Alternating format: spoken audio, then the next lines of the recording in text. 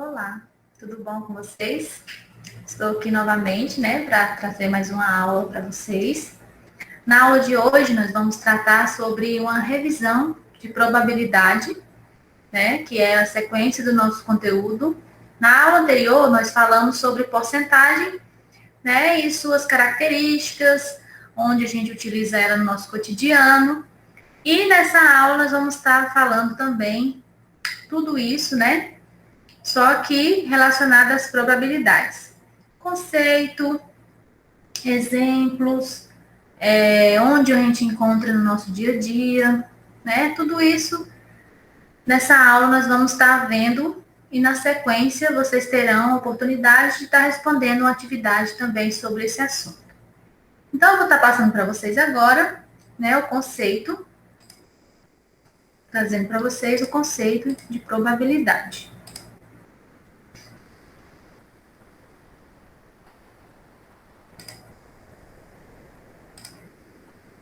Vamos lá. Então, o que é a probabilidade? Probabilidade, definição. Então, ele é um ramo da matemática, né, em que as chances de ocorrência de experimentos são calculadas. Né? Para compreender esse ramo, é extremamente importante conhecer suas definições básicas. Primeiro, né, experimento. O que é um experimento? Né? No nosso dia a dia, a gente ouve falar em experimento quando a gente ouve falar em experiências, né? Então, o experimento também é como se fosse isso. Só que a gente relaciona ele com a probabilidade como sendo um resultado, né, não conhecido, né? Como você vai realizar algum tipo de experiência onde você não conhece o resultado, certo? Então, o resultado não é conhecido. Vamos ver um exemplo aí. Ó. Ao jogar uma moeda e observar a face superior, ou seja, a que ficou para cima, é impossível saber qual das faces da moeda ficará para cima, né? Exceto no caso de alguma moeda que seja viciada. O que é isso, uma moeda viciada? Nós vamos ver em vários exemplos falar assim, né? A moeda não viciada, um dado não viciado. Um instrumento viciado é aquele que ele é manipulado para que o seu resultado seja sempre o mesmo, né? Que aconteça aquele resultado várias e várias vezes. Temos meios de fazer isso? Temos, por exemplo, um dado. Se você coloca por dentro de um dado e você cria um peso maior numa face, aquela face sempre vai ficar para baixo. Então, ocasionando um resultado maior da sua face oposta.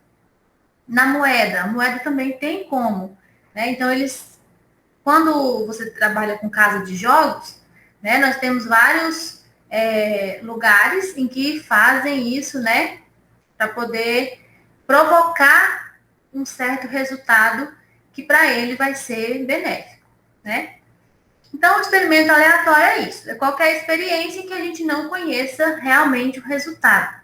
Ele tem resultados, você conhece os possíveis resultados, mas não sabe qual o resultado que realmente vai ter.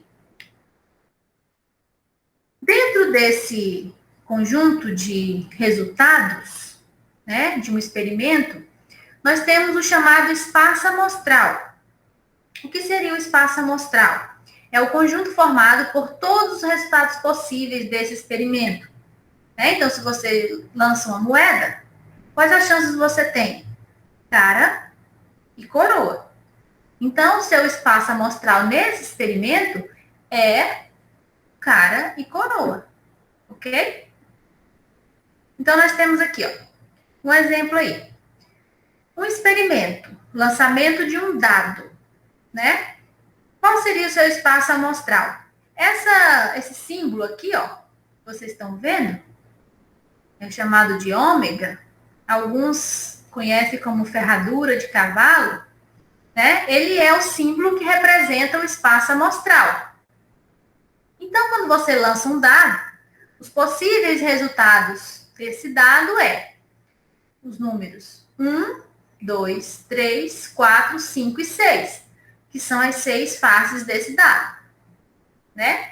O número de elementos do espaço amostral é representado aqui, ó, por N e o símbolo do espaço amostral entre parênteses. O que quer dizer o número de elementos? Quer dizer a quantidade de elementos que você tem aqui no espaço amostral. Então, no lançamento de um dado, como nós temos 6 números, então o número de elementos do espaço amostral é igual a 6, ok? Dentro de um experimento, podem acontecer alguns eventos, né? Esses eventos são conhecidos como subconjuntos de um espaço amostral. O que quer dizer subconjunto? Subconjunto é uma parte de um conjunto. Então, se o espaço amostral ele é todos os resultados possíveis, então o evento ele é alguns desses resultados, certo? Nós podemos ter também um evento específico, né? Nós temos aí, ó, o evento pode conter desde 0 a todos os resultados possíveis de um experimento. Ou seja, o evento pode ser um conjunto vazio ou o próprio espaço amostral. Como que a gente caracteriza esse evento? Quando nós tivermos um evento em que seja vazio, ou seja, não tenha nenhum elemento no espaço amostral, nós chamamos esse de evento impossível. Mas também, se nós temos um evento onde todos os elementos do espaço amostral também pertencem a esse evento, nós chamamos esse de evento certo. Que exemplo nós poderíamos ter? Por exemplo, no lançamento de um dado, quando eu digo para vocês, quando eu lanço um dado, qual a possibilidade de sair um número maior que 6? No dado tem algum número maior que 6? Não. Então, se não tem nenhum número entre o meu espaço amostral, então ele é um conjunto vazio, ou seja, ele é um evento impossível. Agora, se eu pergunto, no lançamento de um dado, quais as chances de sair um número menor do que 7? Quais são os números menores que 7? 6, 5, 4, 3, 2, 1. Ou seja, todos os elementos do meu espaço amostral. Então, aqui nesse caso, eu tenho um evento certo. Um evento impossível, ele tem 0% de chances de acontecer. Um evento certo tem 100% de chances de acontecer. Olha aí, vamos ver alguns exemplos aí de experimento aleatório e eventos. Esses eventos aqui, que eu trouxe para vocês, né, nós temos desde eventos certo, evento impossível, eventos equiprováveis, né, ou também conhecido como eventos possíveis. Nós temos aqui, ó, ao lançar um dado, então o lançamento de um dado é o experimento. Tá? Então, o lançamento de um dado é o experimento. Agora, vamos ver os seguintes eventos. O evento A, de obter um número par. Então, meu espaço amostral, como nós vimos anteriormente, no lançamento de um dado, são os números de 1 a 6. Então, dos números de 1 a 6, quais são os números pares? Então, eu tenho 2, o 4 e o 6. Ou seja, eu tenho 3 elementos, né, nesse evento. De sair um número primo. Relembrando, o que são números primos? Números primos são aqueles que podem ser divididos por ele mesmo e por 1 apenas. Ele não tem outros divisores. Então, nós temos aí, ó, números primos do lançamento de um dado. Nós temos o número 2, o número 3 e o número 5. Ou seja, também temos 3 elementos. No evento C, sai um número maior ou igual a 5. Quando eu digo maior ou igual, eu estou incluindo o 5. Então, nós temos quem? O 5 e o 6. Ou seja, o número de elementos do meu evento C é igual a 2. O evento D, sair um número natural. Número natural são todos números positivos. Certo? Então, nós temos aqui 1, 2, 3, 4, 5 e o 6. Ou seja, eu tenho aqui um evento certo, né? Que ele tem para mim, ó, 6 elementos, a mesma quantidade que o meu espaço amostral. Ok? Então, fechamos aí esses exemplos. No dia a dia, Onde a gente encontra probabilidade? Nós temos inúmeros lugares, inúmeras situações. A mais conhecida, né, são em jogos de loteria, jogos de azar, jogos de sorte, como queiram vocês, como vocês conheçam, né? Então, nós temos aqui lançamento de moedas, de dados, em bingos, né, em loterias, em jogos de sinuca, né? E também nós temos a probabilidade quando a gente se refere a instrumentos de pesquisa estatística, né? A probabilidade ela é muito usada em estatísticas. Como? Qual a probabilidade de temperatura hoje para São Paulo, ou para o Tocantins, ou para Formoso do Araguaia? Então, você tem uma possibilidade que isso ocorra, não é uma certeza. Então, por isso que nós temos probabilidade.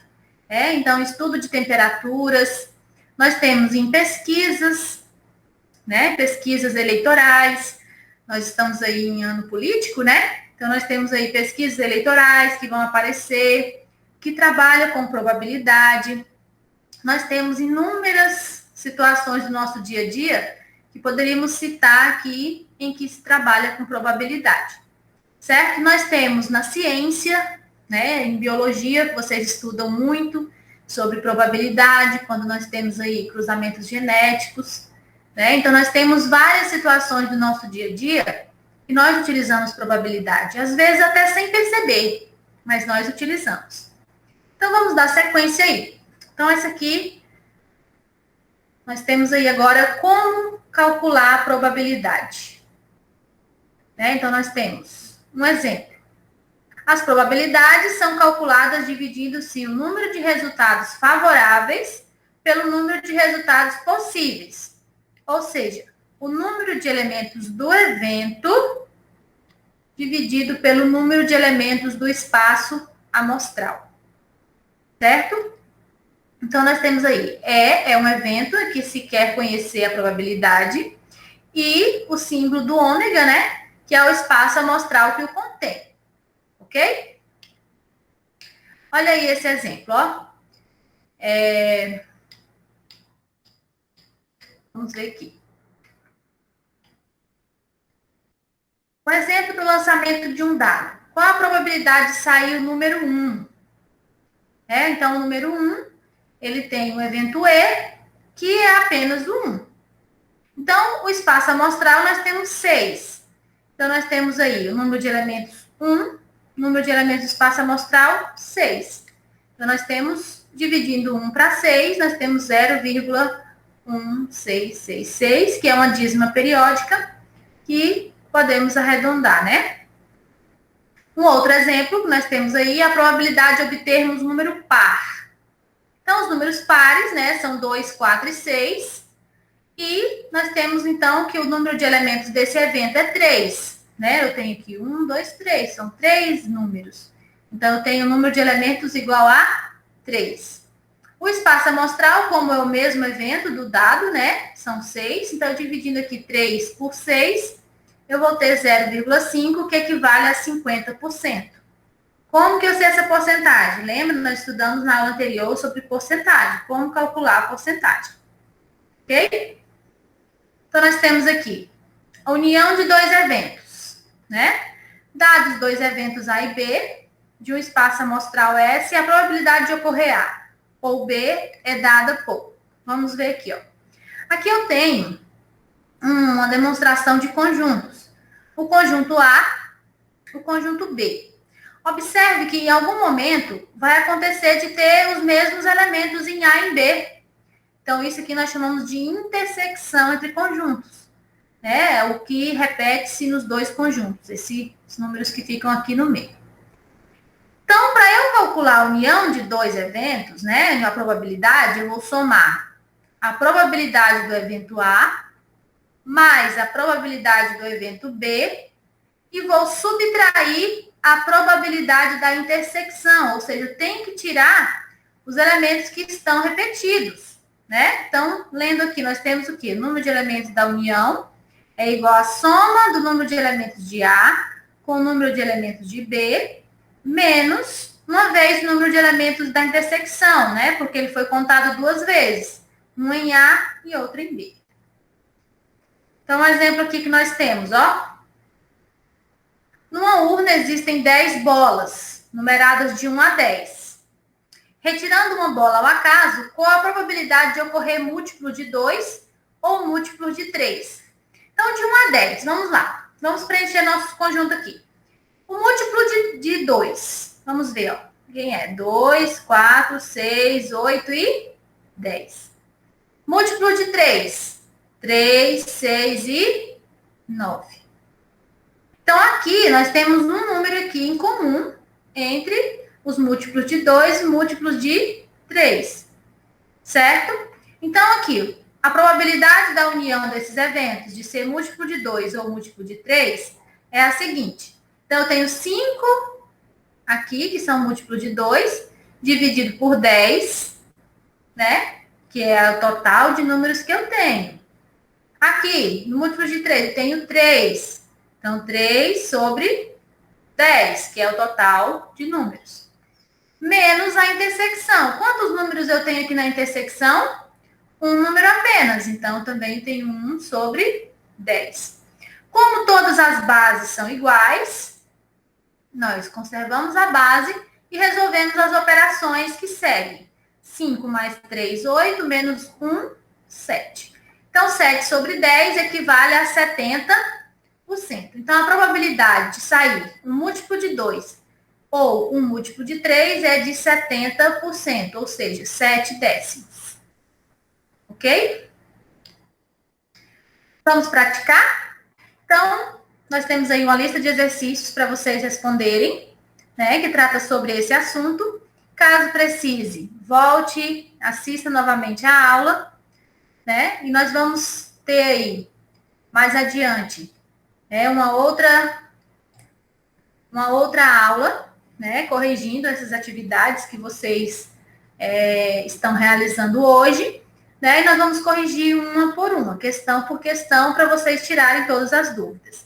Qualquer coisa, entre em contato, foi um prazer estar com vocês mais uma vez, e até a próxima aula.